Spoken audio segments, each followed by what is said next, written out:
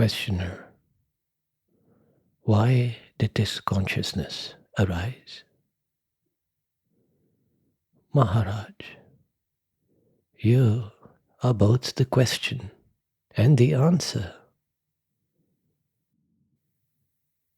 All your questions come from identification with the body. How can any questions relating to that which was prior to the body and consciousness be answered? There are yogis who have sat in meditation for many, many years, seeking answers to this question. But even they haven't understood it. And yet you are complaining. It is a great mystery. It's a mystery only to the ignorant. To the one not identified with the body, it is no longer a mystery. Maharaj cannot convey it to us. I keep telling you, but you don't listen. Does Maharaj see us as individuals? There are no individuals. They are only food bodies with the knowledge I am. There is no difference between an ant, a human being, and Ishvara. They are of the same quality. The body of an ant is small, an elephant's is large. The strength is different because of size, but the life force is the same. For knowledge, the body is necessary. How did Maharaj get the name Nisargadatta? At one time, I was composing poems. Poems used to flow out of me, and in this flow, I just added Nisargadatta. I was reveling in composing poems until my guru cautioned me. You are enjoying composing these poems too much. Give them up. What was he driving at? His objective was for me to merge in the absolute state, instead of reveling in my beingness. This was the way I realized knowledge, not through mental manipulation. My guru said, "This is so." And for me, it was finished. If you continue in the realm of intellect, you will become entangled and lost in more and more concepts. Consciousness is time flowing continuously. But I, the Absolute, will not have its company eternally, because consciousness is time-bound. When this beingness goes, the Absolute will not know I am. Appearance and disappearance, birth and death, these are the qualities of beingness.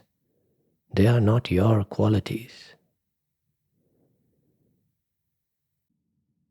You have urinated, and the odor is coming from that.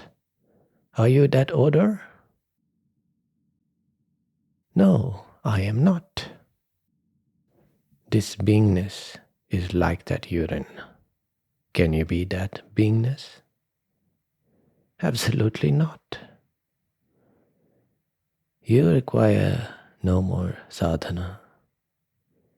For you, the words of the Guru are final.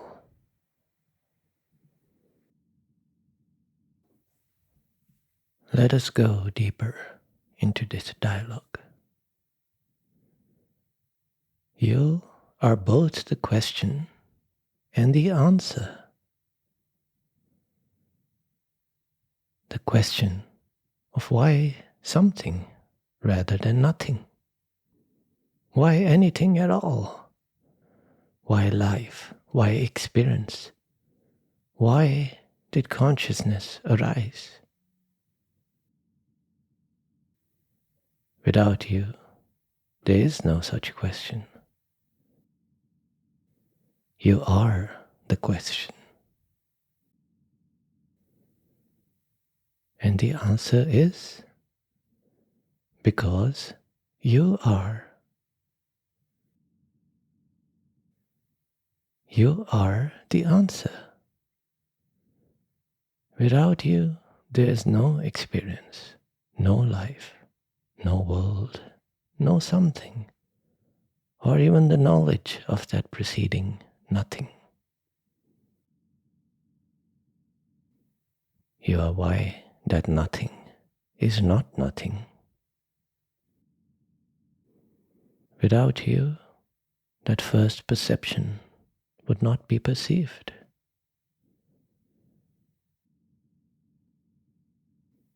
You are why consciousness arose. You are why that nothing is not nothing.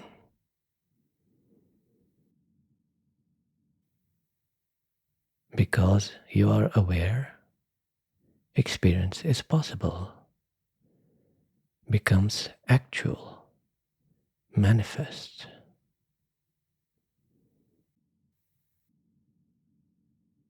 How can any questions relating to that which was prior to the body and consciousness be answered?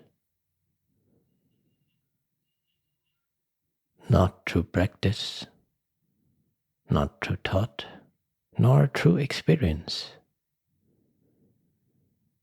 The answer can only come through that which precedes the body and consciousness. That which became aware of the body and its related stream of consciousness.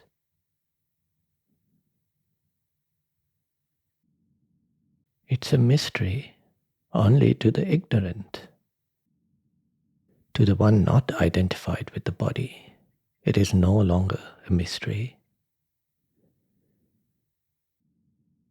If you do not take yourself to be the body or anything inside the body, then you have lost the basis of individuality. You have lost yourself. Then there is no local and separate little you. Then you are universal, the constant factor in every life, from Brahma to the last blade of grass,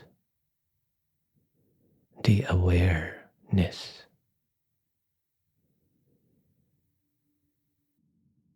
Dropping the belief in that illusory self.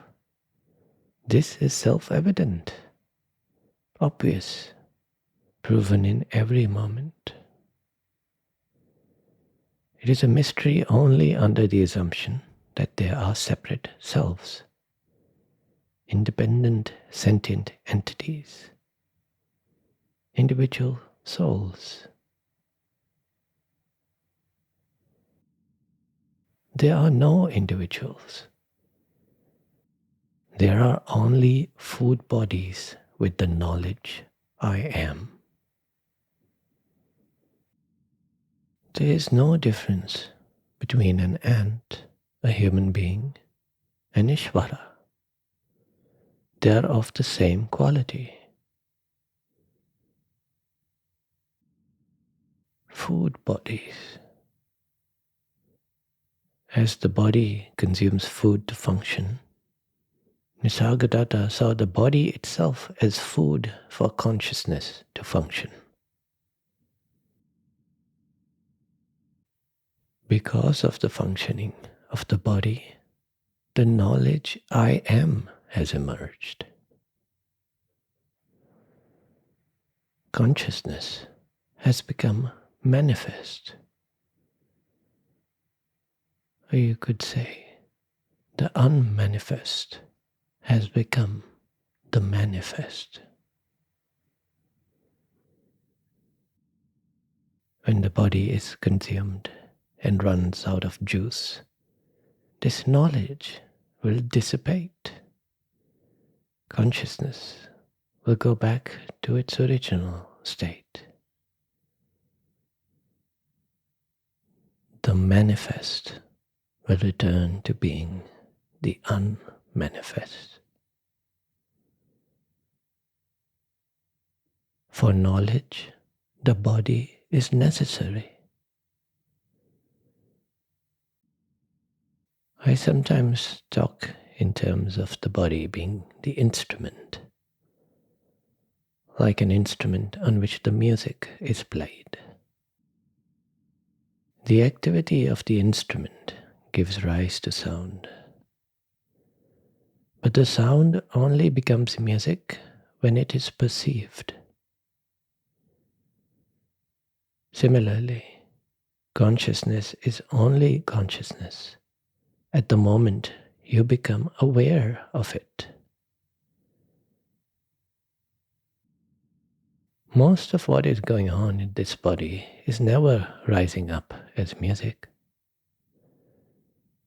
Many intricate processes take place for some of it to rise up to your notice. When the knowledge I am arises, that is the emergence of something from nothing. Creation, the virgin birth, the Immaculate Conception.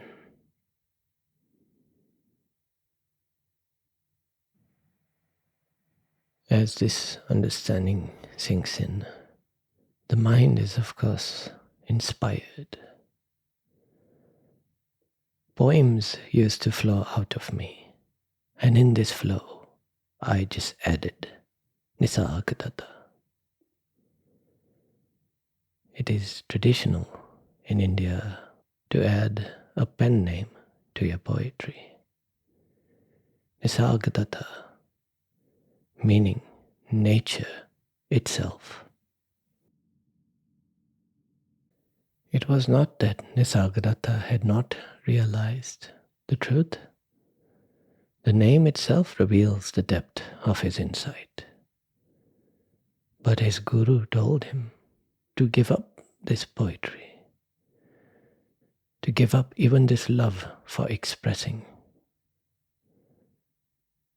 The physical guru or the inner guru, who knows? But the objective was for me to merge in the absolute state instead of reveling in my beingness. This is the final step, to not be enamored only with being, with existence, with the state of consciousness, with the knowledge I am, but to look beyond.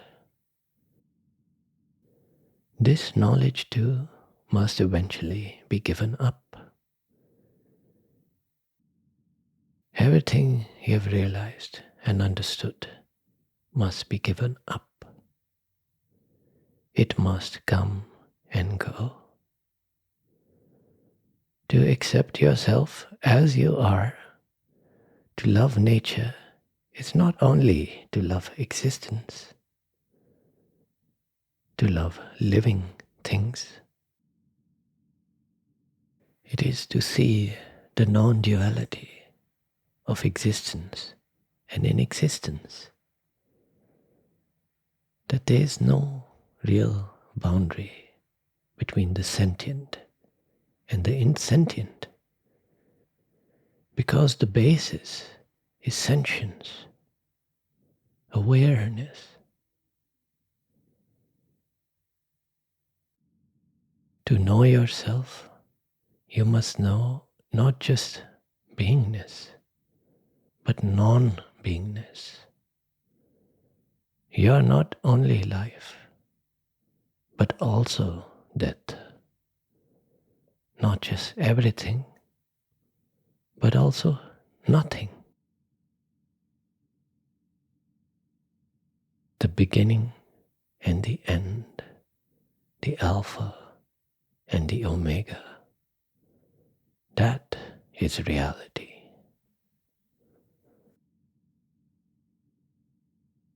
Consciousness is time flowing continuously.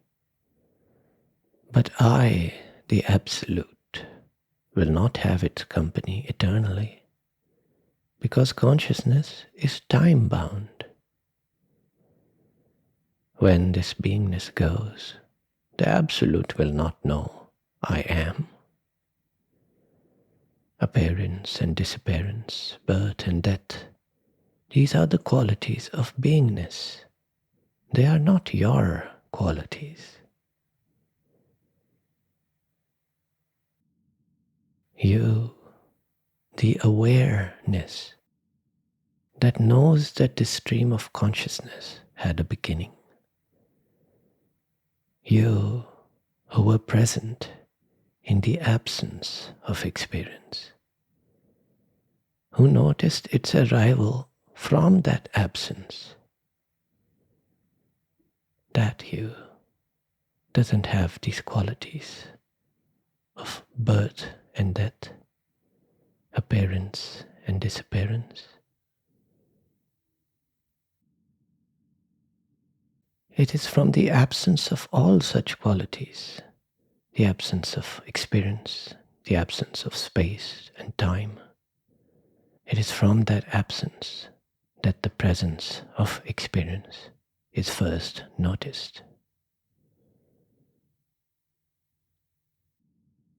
It is from there that the knowledge I am is first known. That absence is the absolute presence. The absolute.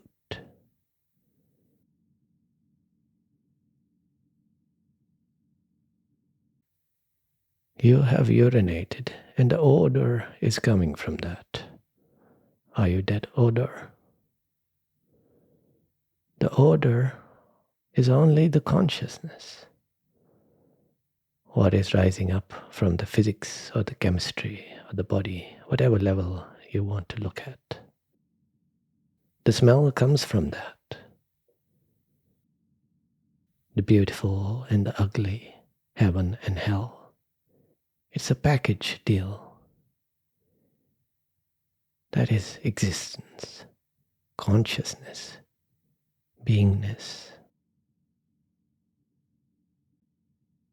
Can you be that beingness? Absolutely not. There's a conviction in you that says, absolutely not. That which you experience can only be an experience.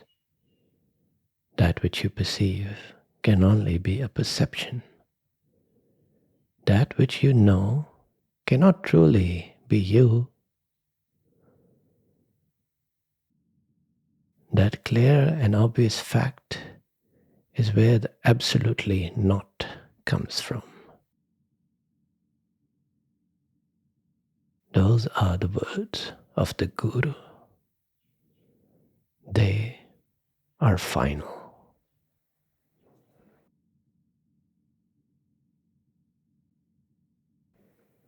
May 14, 1980. Maharaj. Doctors have diagnosed that this body has cancer.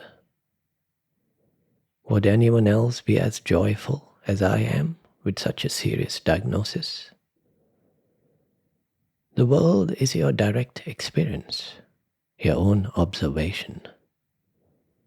All that is happening at this level, but I am not at this level.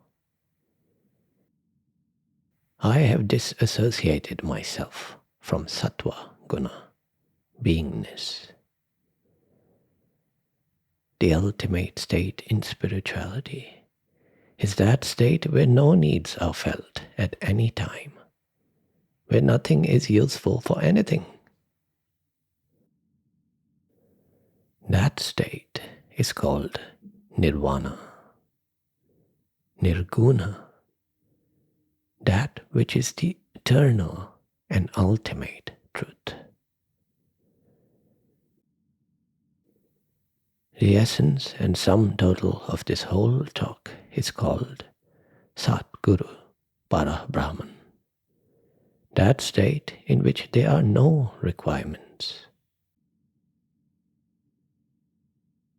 After the dissolution of the universe, when no further vestige of creation was apparent, what remained is my perfect state. All through the creation and dissolution of the universe, I remain ever untouched.